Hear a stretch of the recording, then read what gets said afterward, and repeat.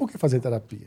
Essa é uma pergunta muito importante para desconstruir esse tabu que as pessoas têm de que a terapia só é atrelada ao adoecimento.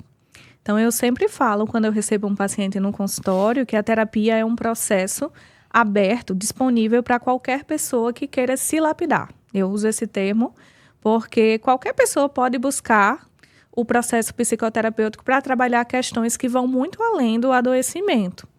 Então, a pessoa não precisa estar passando por um momento que a gente considera, né, o fundo do poço.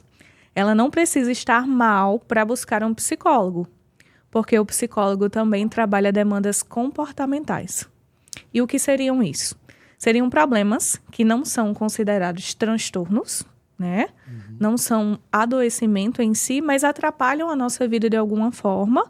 E entendendo isso, a pessoa pode buscar o auxílio do psicólogo para destravar, né, esses obstáculos, para aprender como lidar melhor com isso, seja resolvendo, seja aprendendo a ter um olhar de uma forma diferente. Então, o psicólogo trabalha não só os transtornos, né? E quando a gente fala transtornos, vem os clássicos, né?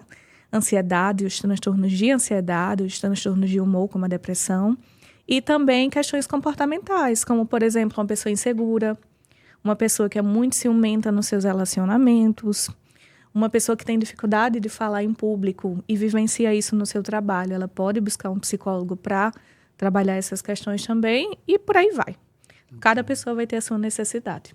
E qual é mais ou menos o momento em que as pessoas, elas não só por esses efeitos, né, que naturalmente a gente consegue perceber, né, identificar, mas qual seria o momento assim? Existe uma idade, existe um tempo? Olha, essa idade é o ideal para você buscar a terapia ou não existe isso?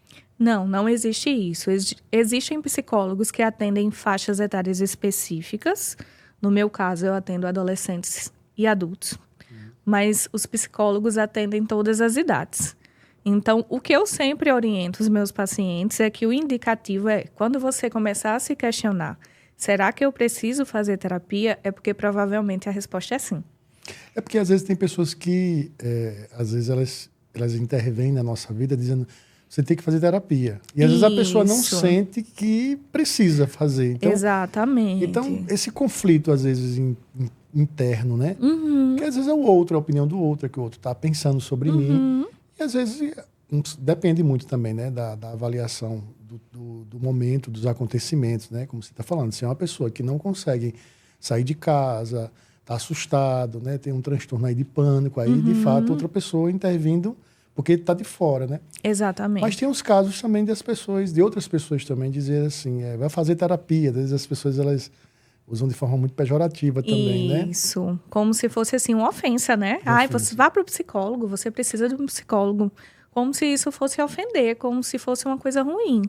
E essa associação negativa faz com que muitas pessoas pensem, não, eu não preciso de um psicólogo porque isso é uma coisa atrelada, né? Aquelas pessoas que estão num desajuste emocional que aquela pessoa não se encontra, mas que sim, ela precisa de um psicólogo, mas encaminhada de uma maneira mais, né, educada, de uma maneira mais gentil. Então, tem muitas pessoas que acham que indicar uma pessoa ao psicólogo é uma ofensa, é uma maneira de criticar, é uma maneira de cutucar essa pessoa, e não.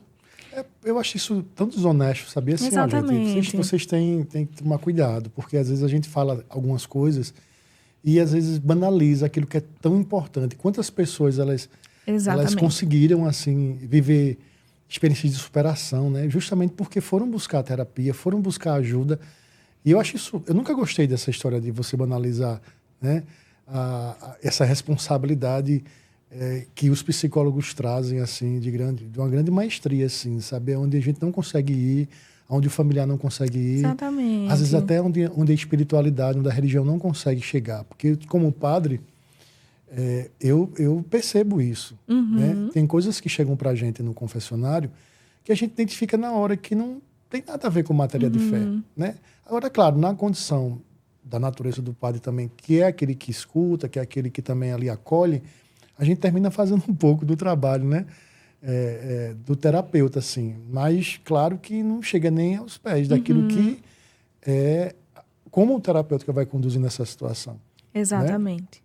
E muitas vezes uma fala como essa desencoraja uma pessoa que tinha aquele desejo, mas que por conta de uma crítica, por conta de uma fala pejorativa, acaba retardando ou até não procurando uma ajuda psicológica e sofrendo em silêncio. Então, isso acontece muito. Tem muitas pessoas que escutam uma coisa dessa, muitas vezes por parte de um familiar. Geralmente é uma pessoa que não tem um conhecimento e acaba fazendo com que aquela pessoa viva aquele sofrimento de uma forma silenciosa. E isso faz com que, né, o fato de reprimir aquela dor aumente.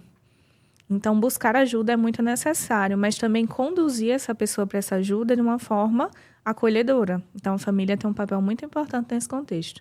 Família, amigos, quem está perto, né? De quem está precisando de ajuda de forma geral. Olá, eu sou o Padre Paul Ramos e você acabou de conferir um corte do nosso podcast Assim Seja. E para você ver o conteúdo completo, basta você acessar o nosso YouTube, podcast Assim Seja, e assim conferir o episódio, tá certo? Te espero lá. Deus abençoe.